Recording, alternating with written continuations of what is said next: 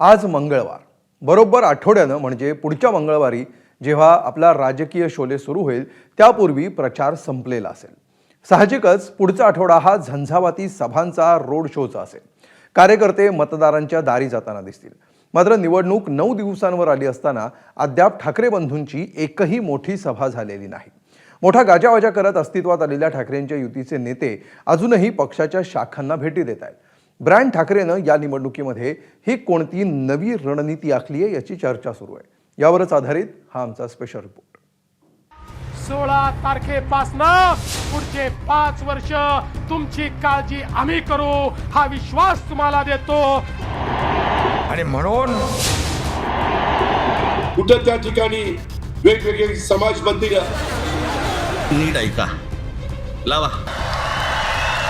जमलेल्या माझ्या तमाम मराठी हिंदू बांधवांनो, भगिनींनो आणि मातांनो, निवडणूक आली की प्रचाराच्या तोफा अशा धडाडू लागतात. एरवी कार्यकर्त्यांना सहजासहजी न भेटणारी नेते मंडळी जमिनीवर उतरतात. पायाला भिंगरी बांधून नेते एका शहरातून दुसऱ्या शहरात जात भाषणं ठोकतात.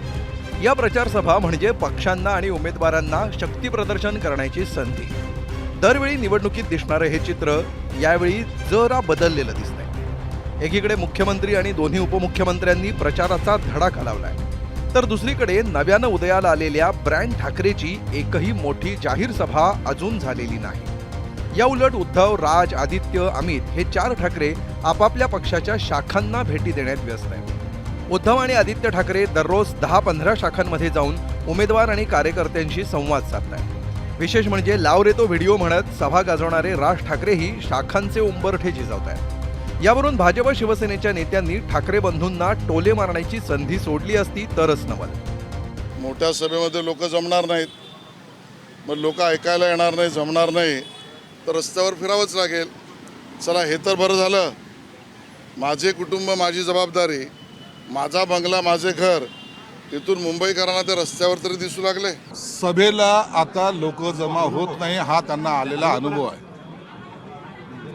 कारण पहिले ज्याला तोप म्हणल्या जायची त्या तोफेतली दारुगोळा आता निघून गेलेला आहे. म्हणून आता शाखेवर जाऊन किंवा कॉर्नर मिटिंगा घेऊनच त्यांना प्रचार करावा लागेल. ही वस्तुस्थिती आहे. आणि हे जे काही स्वतःच्या अहंकारापोटी त्यांना जे काही झालंय त्याला ते आजही ॲक्सेप्ट करायला तयार नाही. हे दुर्दैव आहे. मात्र आपलं नियोजन परफेक्ट असल्याची ठाकरेंच्या शिवसेनेचे खासदार संजय राऊत यांना खात्री आहे. सभा कधी घ्यायचा याचं गणित आणि याची मांडणी आम्ही केलेली आहे. 9 तारखेला ही पहिली सभा नाशिकला होतं. त्यानंतर माननीय उद्धवसाहेब संभाजीनगरला जातात. आम्हाला माहिती आहे सभा कधी घ्यायच्या आणि कशा प्रकारे घ्यायच्या. प्रचाराच्या अखेरच्या टप्प्यात मुंबईत राज आणि उद्धव ठाकरेंची एकत्र सभा होणार आहे. मात्र त्यासाठी मैदान मिळू दिलं जात नसल्याचा आरोप राऊतांनी केला आहे. मुंबईमध्ये मैदान अडवून ठेवलेलं आहे, तो वाद सुरू आहे. म्हणजे शिवसेना किंवा मनसेच्या महायुतीला सभा घेता येऊ नये या राक्षसी हेतूनं बरं का मैदानांवरती दगड ठेवले, म्हणजे उगाचच. तर त्याच्यावरती आता आमची चर्चा सरकारशी सुरू आहे. महसूल मंत्री चंद्रशेखर बावनकुळेंनी राऊतांचा हा आरोप सपशेल फेटाळून लावलाय.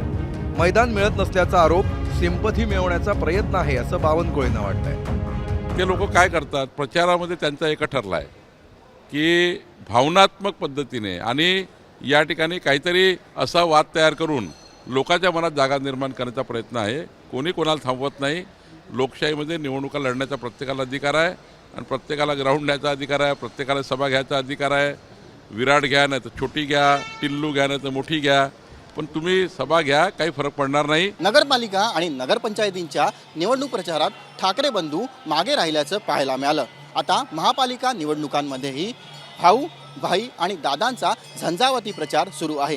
केवळ मुंबई, ठाणे आणि पुण्यातच नाही तर धुळे आणि अमरावतीसारख्या पर्यायाने छोट्या शहरांमध्ये देखील त्यांच्या प्रचाराचा धडाका सुरू आहे. त्याचवेळी ठाकरे बंधूंच्या सभांचा आकडा मात्र हाताच्या बोटावर मोजण्यापलीकडे जाणार नसल्याचं दिसतंय. राज्यभरातल्या 29 महापालिका निवडणुका एकाच वेळी होण्याची ही पहिलीच वेळ आहे. त्यामुळे या निवडणुकीला आणि त्याच्या प्रचाराला विधानसभा निवडणुकी इतकंच महत्त्व आलंय. त्यामुळे आता महायुतीच्या नेत्यांचा तुफानी प्रचार अधिक प्रभावी ठरतो की ठाकरेंच्या युतीचं ग्रासरूट कॅम्पेन यशस्वी होतं हे येत्या 16 तारखेच्या निकालानंतरच समजेल. मुंबईहून सचिन गाडसह ब्युरो रिपोर्ट, एबीपी माझा.